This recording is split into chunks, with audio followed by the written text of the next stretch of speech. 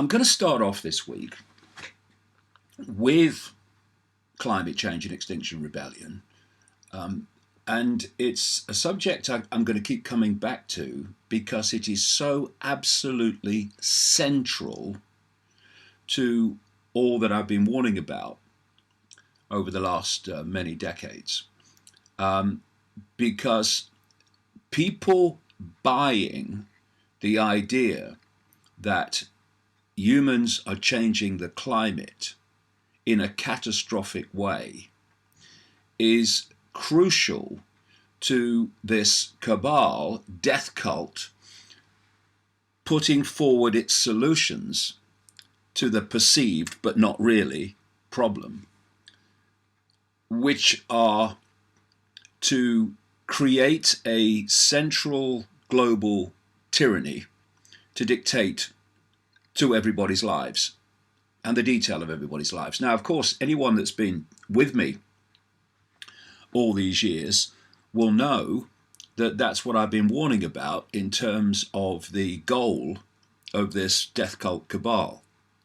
And now here, just by coincidence, nothing to worry about, we have an excuse being developed, again, which I've been warning about for so long, that this was the plan, this was the whole point of the climate change hoax, a problem or perception of one that allows them, through this organization like Extinction Rebellion, based in Britain but now gathering around the world, and the Green New Deal through Alexandria Ocasio-Cortez in the United States, it allows them to offer a solution to this manufactured perception of a problem.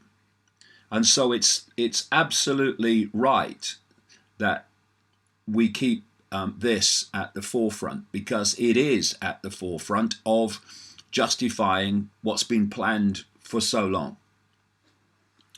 And of course, you would expect, if you look into the background of people behind this Extinction Rebellion, which has been causing mayhem on the streets of London and other places around the world, but particularly London, that you look into them and you find some rather, well, I would say inappropriate, but I would also say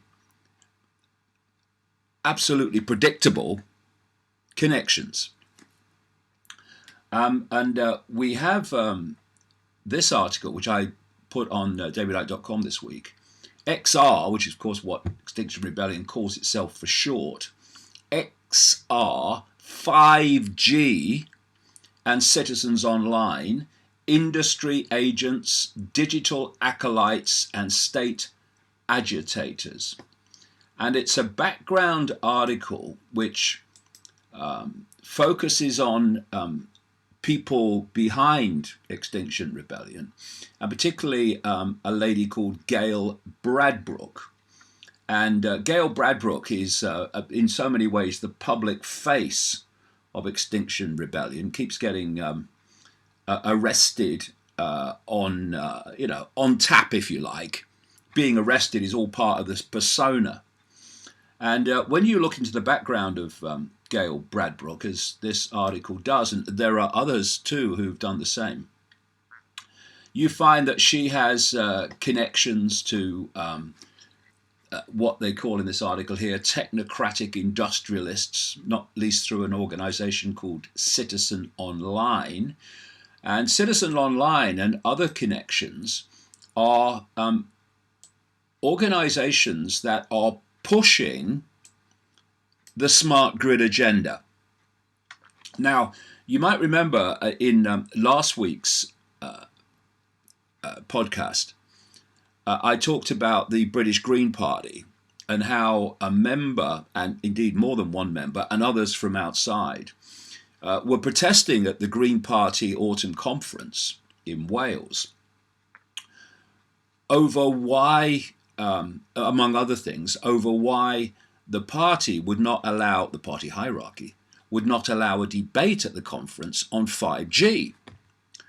And the protest outside also was demanding that people have a look at 5G and its effects. Because 5G, of course, is a frequency that's going to have a serious effect on the natural world. Everything on one level is an electromagnetic field, and anything that interrupts and messes with that field, including the human electromagnetic field, or auric field as some people call it, is going to have consequences. And of course the Green Party used security at their conference to come outside and threaten people who were protesting that 5G should be discussed with calling the police. So you look at this whole green movement, and I was a national speaker for the Green Party in Britain for not very long, but long enough to see so much that is very useful now, and to see the mentality of the extremes of this green movement, environmental movement. And it's not a surprise to me that they are pushing this smart grid agenda and absolutely not discussing it and discussing its consequences and the 5G that is essential to the smart grid, while at the same time pushing the alleged problem to which the smart grid is being suggested as a solution. And, you know, if people only realize, these people that, you know, the followers, the people who just parrot the mantras that they're given, and when they're questioned on the mantras, haven't got a clue because they're just repeating, they haven't actually researched anything. If these people, these sheep, actually looked at what the effect on human society would be if what this Extinction Rebellion demands was implemented, they would be shocked. Because basically it's the end of human economic civilization as we know it. Now, I have many, many problems with the economic system as it stands, not least the lending of money at interest in the form of credit, money that has never, does not, and will never exist. But note, the Green Party and this Extinction Rebellion, they never talk about banks lending money that doesn't exist, called credit, and charging interest on it. That never enters the equation, as it never does with any of the other political parties, when it is in so many ways the foundation of human control. And to remove carbon dioxide emissions to basically neutral, zero, by 2025, as they're demanding.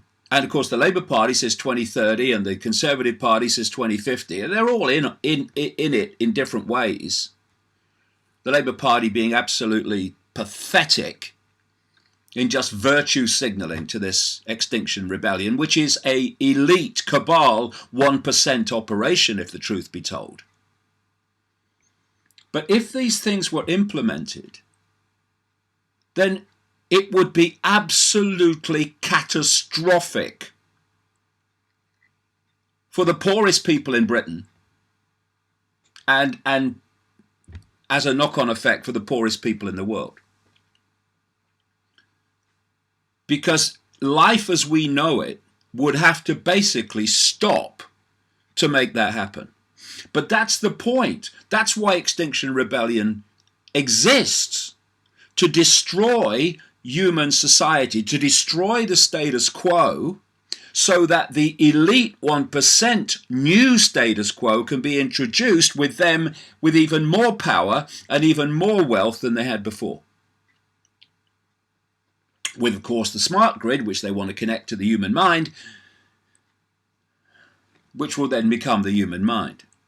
And one of the things that this Extinction Rebellion is demanding is something called a citizens' assembly. Well, this sounds very good.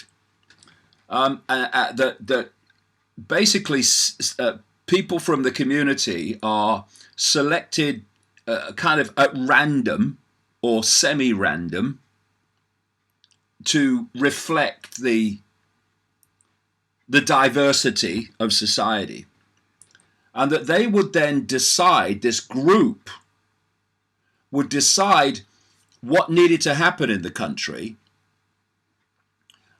to meet the demands of the climate change emergency, which is not an emergency in any way, shape, or frickin' form.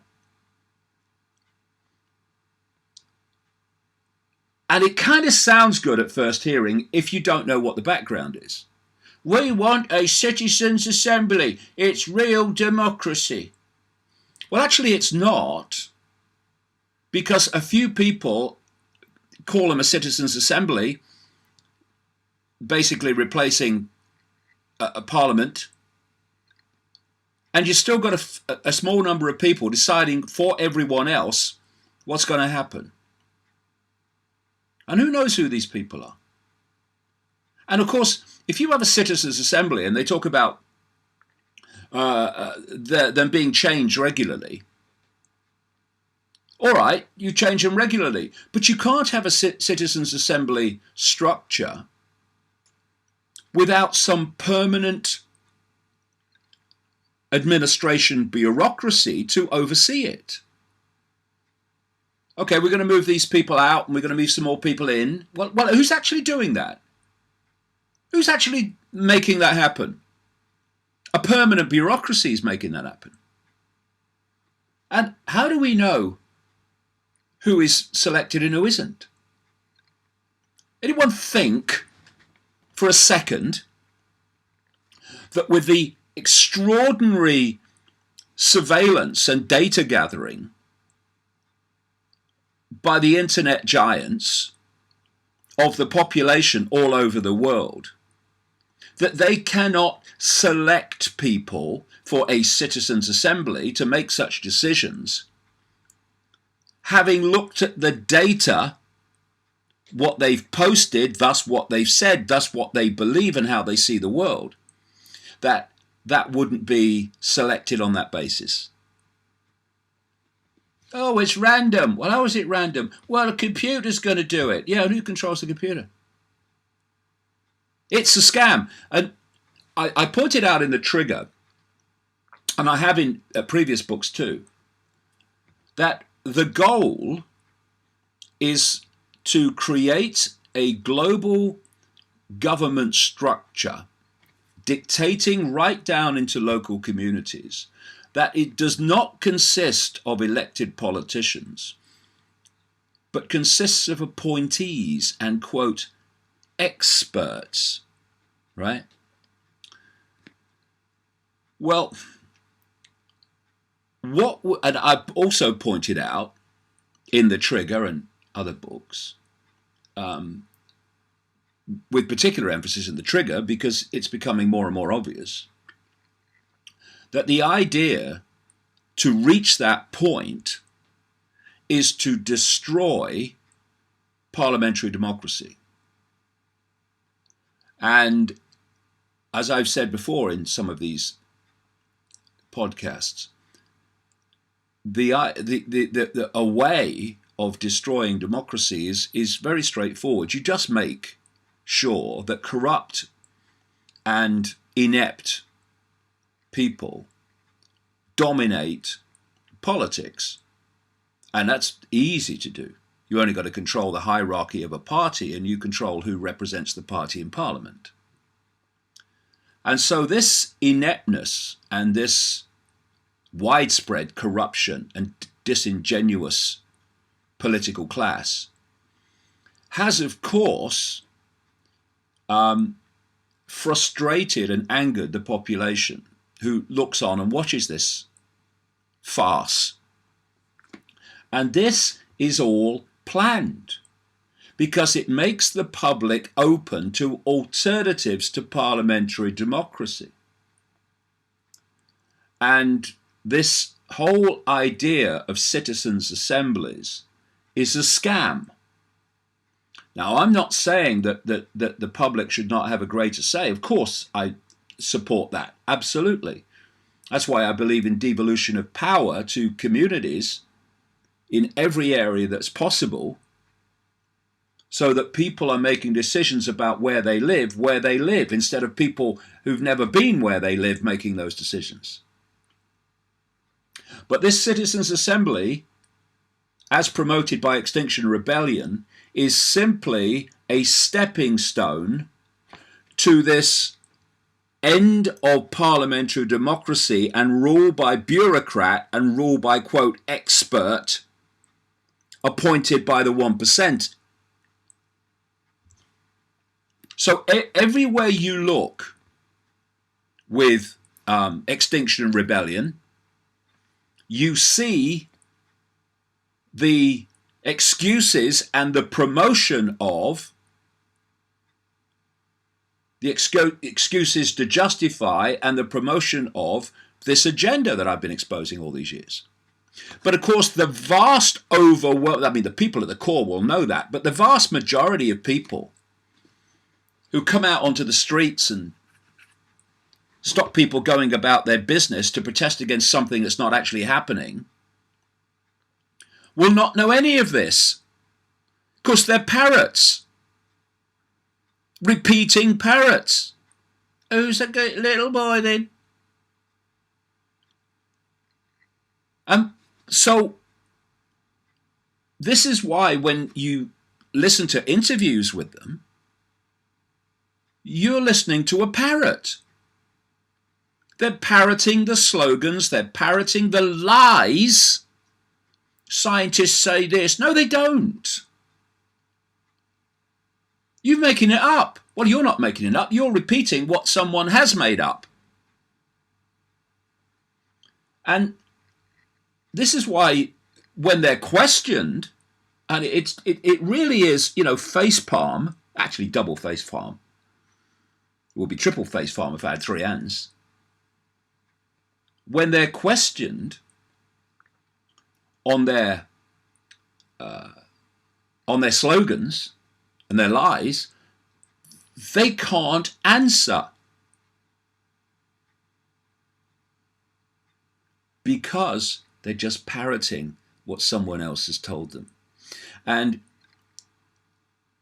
Extinction Rebellion is a wonderful, perfect example of how easy it is for the malevolent few to control the naive, unquestioning many. And the hypocrisy is extraordinary. And I'll give you this story. Extinction Rebellion founder, this is this Gail Bradbrook woman who's pushing this 5G smart grid agenda in the background. Extinction Rebellion founder blasted after 11,000-mile flight to Central America for luxury breakaway.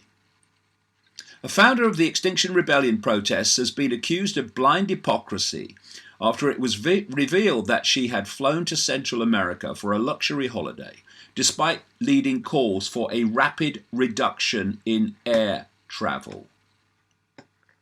Gail Bradbrook clocked up 11,000 air miles as she flew to Costa Rica for a week's £2,500 stay at the New Life Iboga retreat, then a week touring the tropical paradise. Last year, the 47-year-old helped set up the XR Climate Protest Campaign, which is a week into 2 weeks of disruptions across London. Thousands of protesters brought the capital to a standstill last week as they blocked roads and bridges, forced ambulances to be diverted, and caused a mayhem for motorists. Some protesters handcuffed themselves to cars or glued themselves to government buildings. Activists occupied London City Airport, and militant vegan offshoot Animal Rebellion, they're all connected, Big time. They're all masks on the same face. Took over Smithfield Meat Market. You know, they have this phrase, sectionality. And what that means is that all these different groups and minority groups and self-identity groups are brought together as a common wall of demands to transform human society. That's what's happening. Bradbrook, who had posted about the need to ground aircraft, proudly put pictures on Facebook during her 2016 Costa Rica jaunt, which left a carbon footprint of 2.6 tons of CO2 emissions. One photo of her in a flowery dress at a beach taking snaps of monkeys. She revealed that her holiday of self-discovery included taking hallucinogenic drugs and all that stuff to get into the spirit of the otter years. Actually, what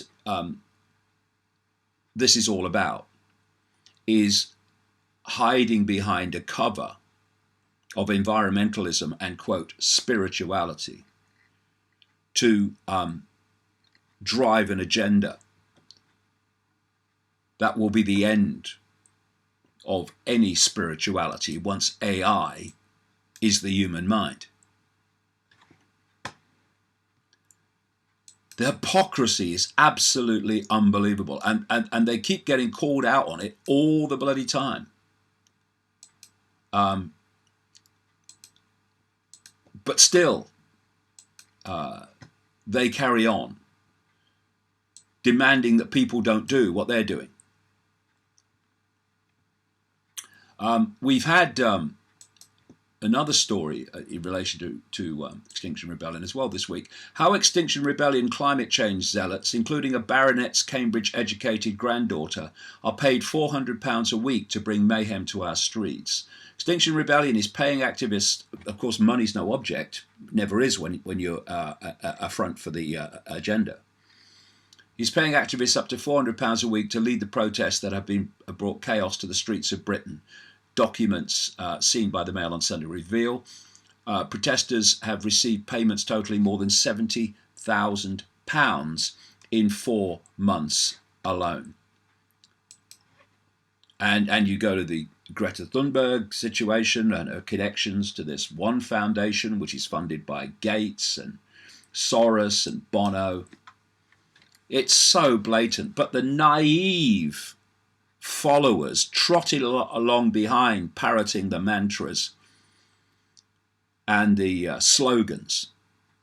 I've not even got the self-respect, because that's what it takes, to check out what they're being told and see if it makes sense or stands up. Instead, they abuse those who do that and find that actually it doesn't stand up.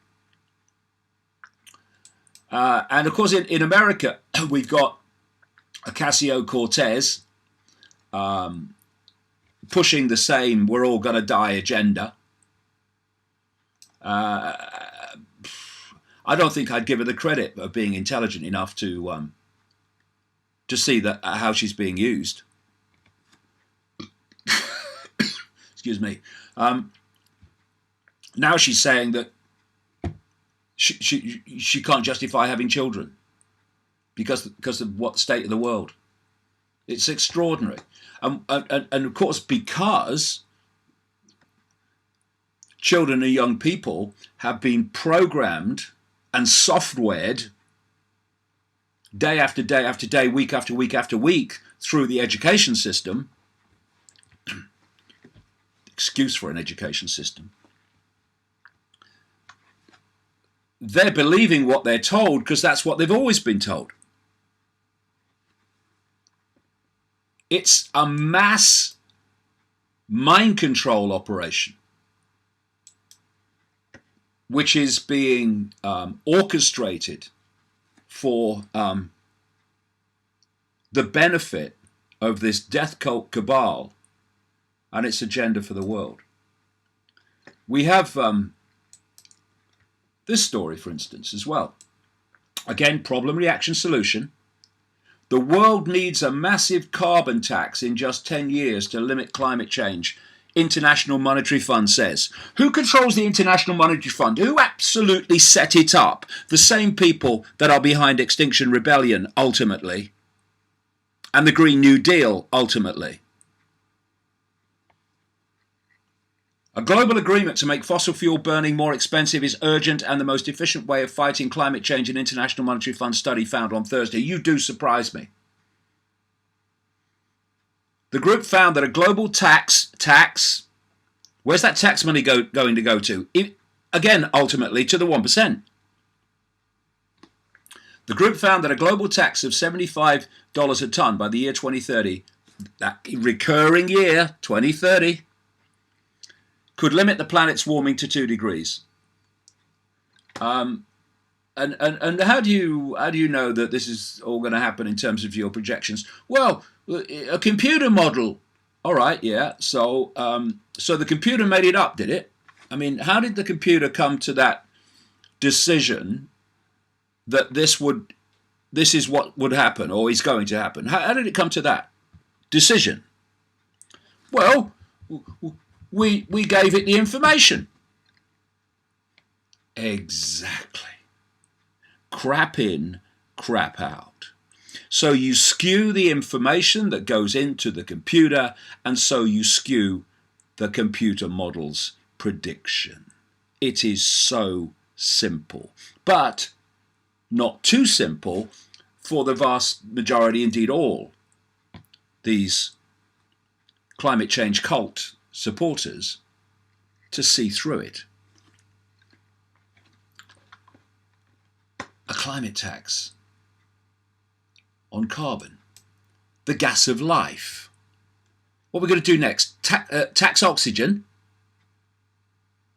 which through the natural world is a byproduct of CO2. The natural world takes in carbon dioxide and releases oxygen. And experts in carbon dioxide, a couple I put on the site recently from Princeton University, are pointing out that it's not that we don't, or that we have too much carbon dioxide in the atmosphere, we don't have enough. Actually, the natural world is in carbon deficit. It's not getting its optimum level of carbon dioxide. But because carbon dioxide has increased, the world is getting greener. Provable fact. What do you think the effect of reducing carbon dioxide is going to have on the natural world, from which, funnily enough, we get our food? Ever thought about that? Extinction Rebellion? Barbars? Well, no, of course not. Because if you did, you wouldn't be in the streets. I have no problem with protests. Not that they have ever changed much, unless they've got the elite behind them, which this one has. But protest for something that's actually happening. God, how easy it is to scam people. And then we come to this, which is where, in many ways, one of the major goals of this whole scam of human-caused climate change is this. BT, British Telecom, big telecommunications company in Britain, rolls out untested 5G because they don't give a damn about your health. And they are now rolling it out in 20 cities. And of course, it's being rolled out across America and elsewhere.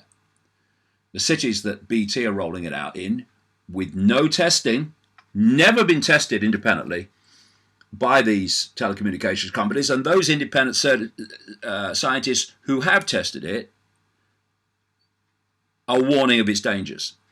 Its fundamental, massive dangers.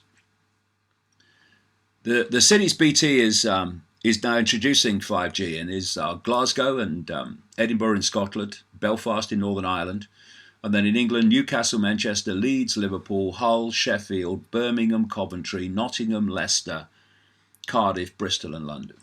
And that's just the start. And I posted on davidicke.com this week a letter from Eileen O'Connor, director of the EM Radiation Research Trust. And basically it's a letter that people can send to their MP and to their councillors, and also anywhere around the world. You can send it to your politicians in America, Canada, anywhere, because the same thing applies.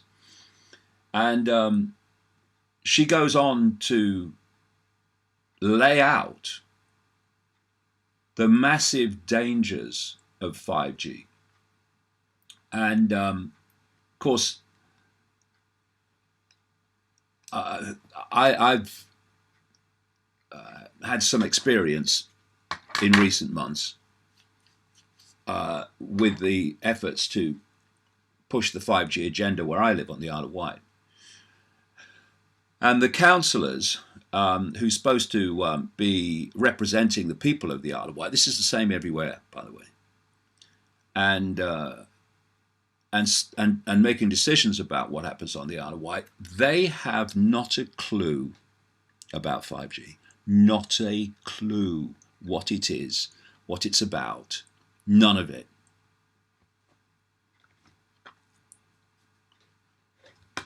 So it's worth it if you want to, let your local MP or whatever know, at least put it before them, and then they can't come back and say we didn't know. Then you can go to davidicke.com. If you put in a letter to send to your MP on the search engine, you'll get it if you haven't seen it already.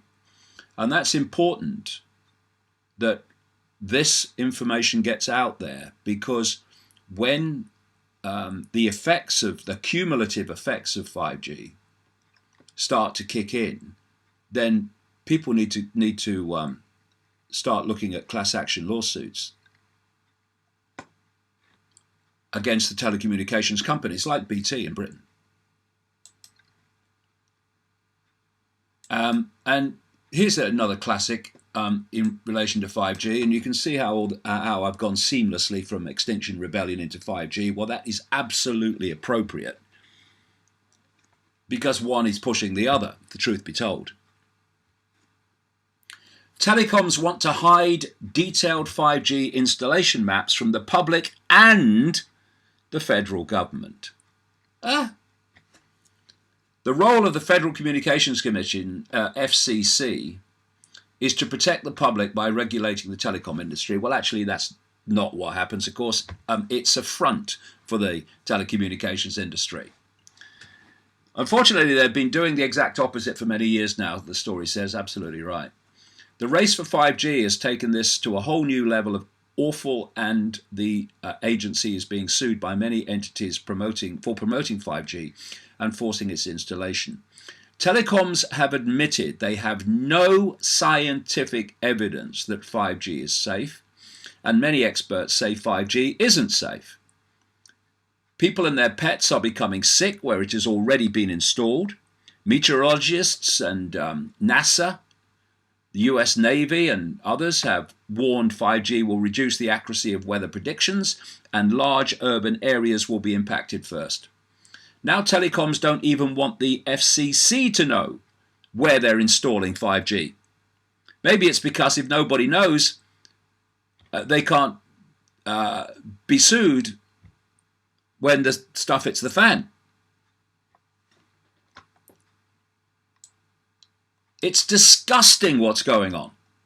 And these environmental cult members are making it happen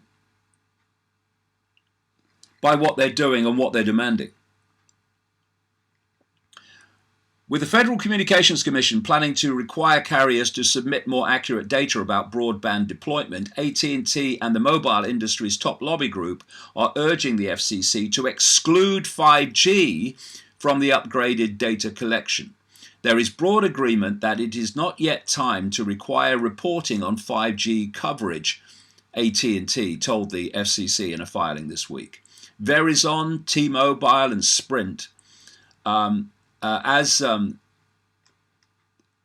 they demand that where 5G is should be kept not just from the public but from the FCC, which of course makes it more difficult to track down cause and effect if you don't know where the 5G is being broadcast. But then again, the effect will be everywhere. And what they're doing now, come to this next story here, more 5G satellites to be launched before November, deadline to sign international appeal to stop 5G on Earth in space is coming up on the 21st of October.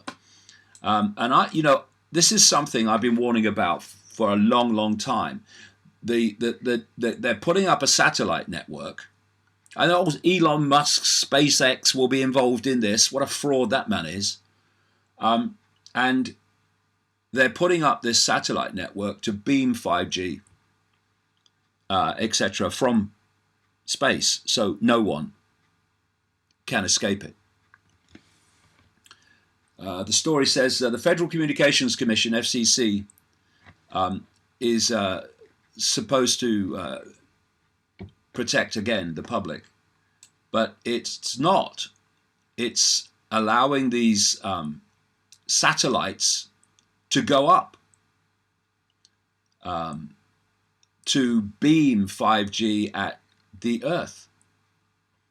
It says here on September 23rd, 1998, a company called Iridium activated 66 satellites that it had launched into the ionosphere for global cell phone service. I mean, what's coming from space or from the atmosphere to us? People have no idea. And of course, if they have no idea, hence don't tell them where 5G is being broadcast from, then they're not going to say, well, the problem that I have or the way I'm being impacted in my terms of my health or psychologically, they're not going to connect it to what's coming from satellite. Of course, they don't even know it's coming from satellite.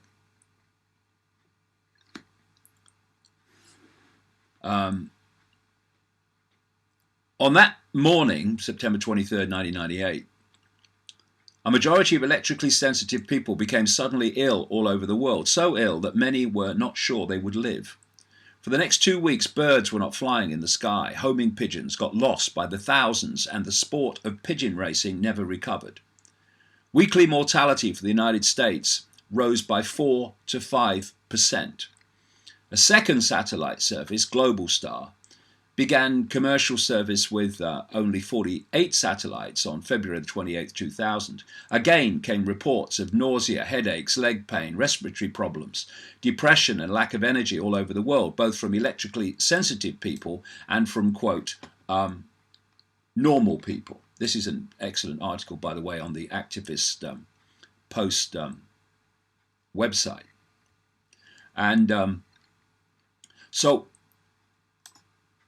the Iridium organization on June the 5th, 2001, added data and internet to its satellite service. Again, came widespread reports of nausea, flu-like illness, oppression, and hoarseness.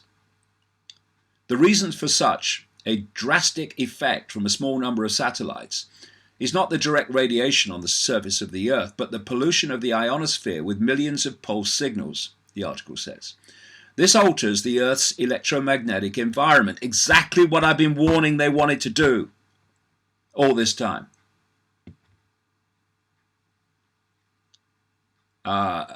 In which we all live, and pollutes the global electrical circuit that passes through every living thing upon which we all depend for life and health. For details, the article says, please read the article Planetary Emergency.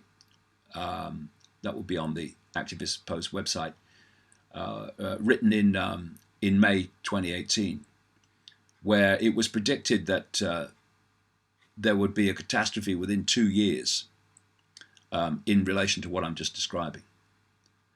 SpaceX is right on schedule. There we go, Elon Musk's company.